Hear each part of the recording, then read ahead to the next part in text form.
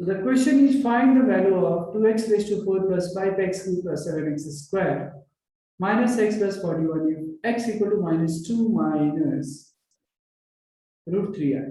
ठीक है, तो चालू करते हैं सॉल्व करना. x इक्वल टू क्या है, माइनस 2 माइनस रूट 3 आई है, तो ये क्या हो जाएगा, x प्लस 2 हो जाएगा इक्वल टू माइनस रूट 3 आई हो गया. ठीक है, स्क्वायरिंग ऑन बोथ साइड्स कर दो. ये कितना हो जाएगा, 3i स्क्वायर. रुद्राक्ष नहीं यार, इसका इंटीजर में आंसर है, इंटीजर फॉर्म. जल्दी जल्दी में गलती नहीं करनी है. इसका स्क्वायरिंग ऑन बोथ साइड्स किया तो ये हो गया 3i स्क्वायर, मतलब माइनस 3 हो गया. आई स्क्वायर की वैल्यू -1, तो ये ब्रेक कर दो. ये X square plus 4x plus 4 equal to -3. तो x square plus 4x plus 7 बराबर 0. देखो कितना सिंपल है कि नहीं. बस डिवाइड करने आप 2x raise to 4 5x cube 7x square minus x plus 41 में x square plus 4x plus 4 sorry plus 7. ठीक है, इससे डिवाइड करते हैं, देखते हैं कितना होता है. तो ये 2x स्क्वायर हो जाएगा, 2x raise to 4 plus 8x cube 4 to 8x cube plus 14x square. आप सब्ट्रैक्ट करेंगे ये खत्म. 5 माइनस 8 होगा -3x cube 7x square minus 14x square कितना होगा -7x square minus x plus 41. -3x -3x ले लो, -3x क्यूब -12x स्क्वायर और -21x -21x. Sign change ये खत्म.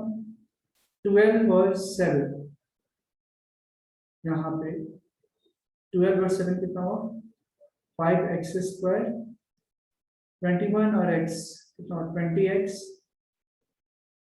प्लस 41 प्लस 5 टाइम्स में तो 5x square plus 20x plus 35.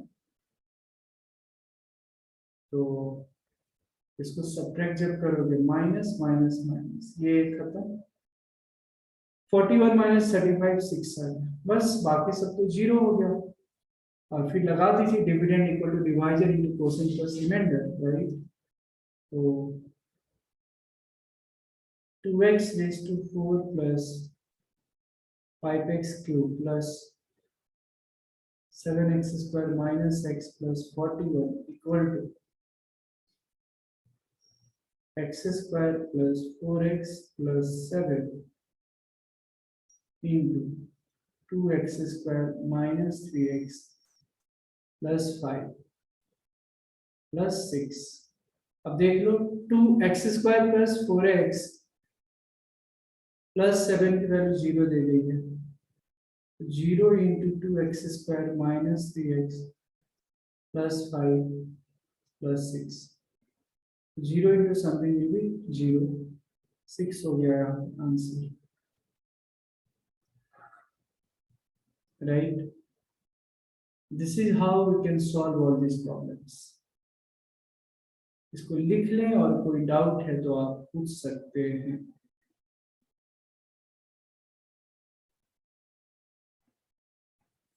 Next geometrical representation of complex number, बहुत ही important है। Geometrical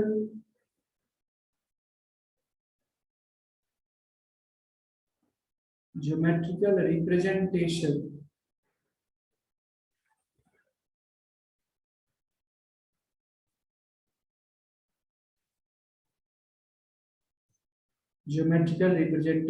of complex number।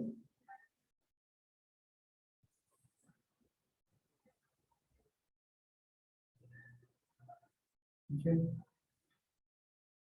इसका meaning क्या है? कहने का मतलब है, आपको पता है किस कॉम्प्लेक्स नंबर को भी हम नंबर लाइन पे रिप्रेजेंट कर सकते हैं।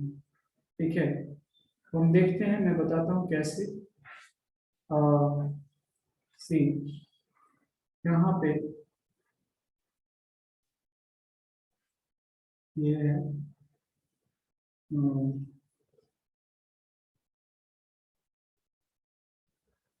ये है, ठीक है।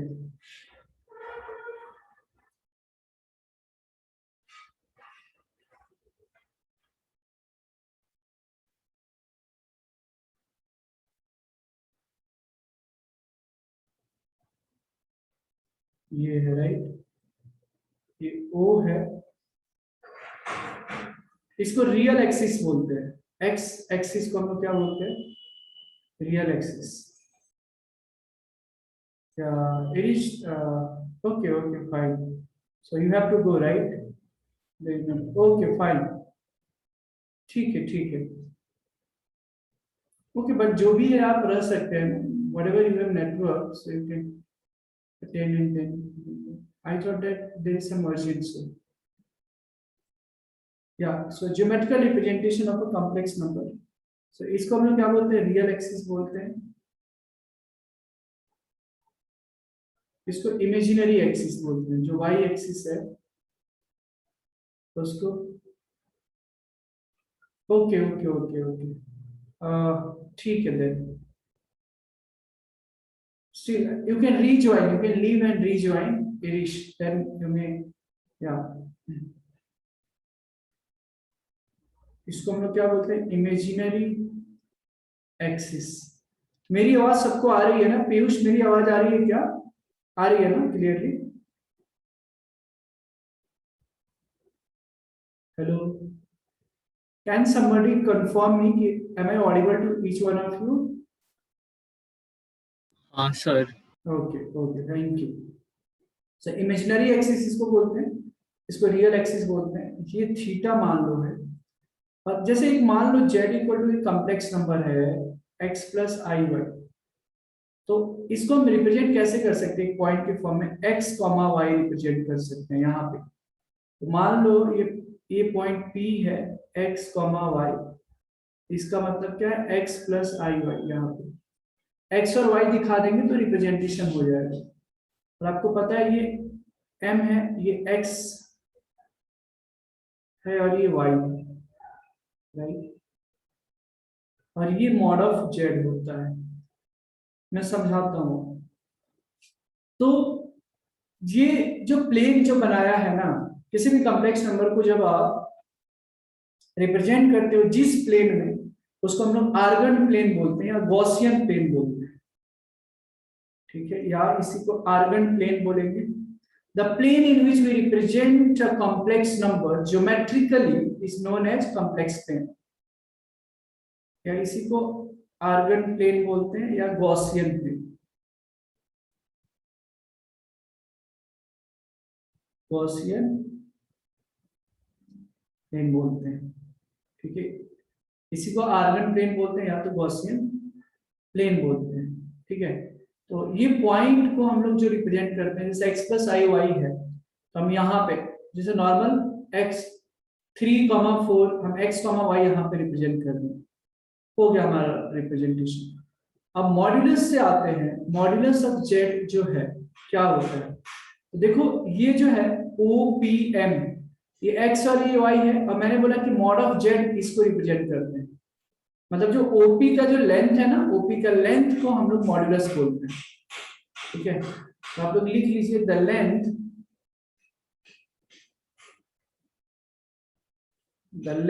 Of the line segment OP, the length of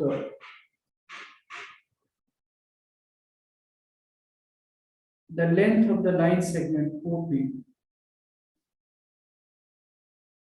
the length of the line segment OP is called the modulus of Z.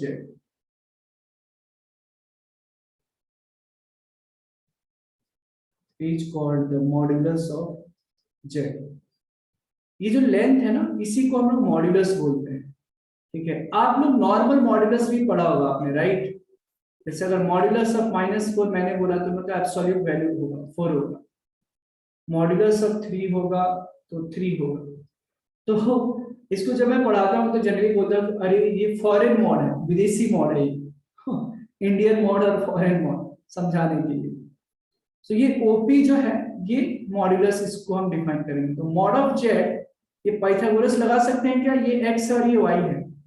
अगर ओपी का वैल्यू जो है मॉड ऑफ जेड अगर मैं बोल रहा हूं तो क्या मैं ऐसे भी तो लिख सकता हूं, X square plus Y square का अंडर रूट, राइट? पाइथागोरस से।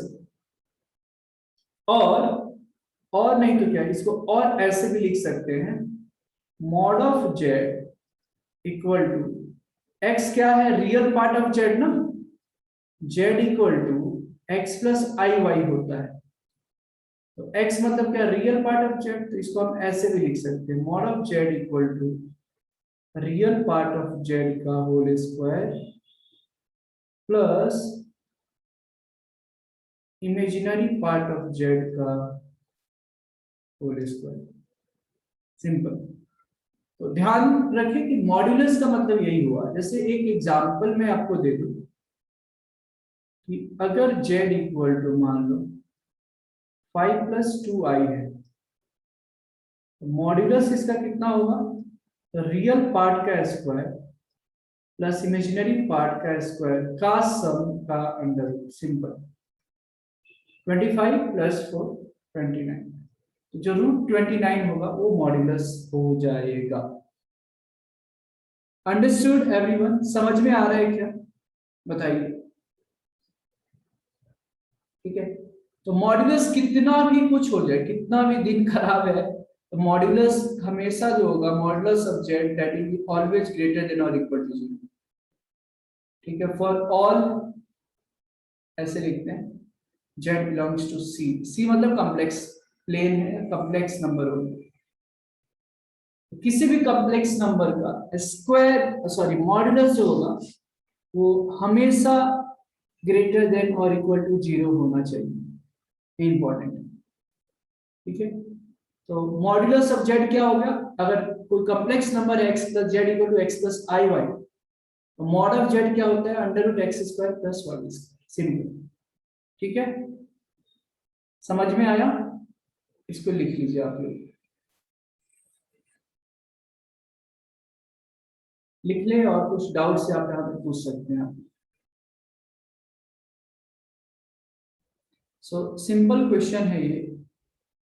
If 1 + I by 1 - I to the power m = 1, then find the least positive integral value। मतलब क्या, m की सबसे कम और पॉजिटिव जो इंटीग्रल वैल्यूज है वो इंटीजर्स में वो निकालना है। तो आसान है, देखो 1 + I by 1 - I है ना, टू द पावर m = 1 है। तो व्हाट आई विल डू, सी मैं इसको कंजुगेट से मल्टीप्लाई करता हूँ, 1 + I by 1 - I, तो 1 - I से ऊपर नीचे में मल्टीप्लाई कर देता हूँ,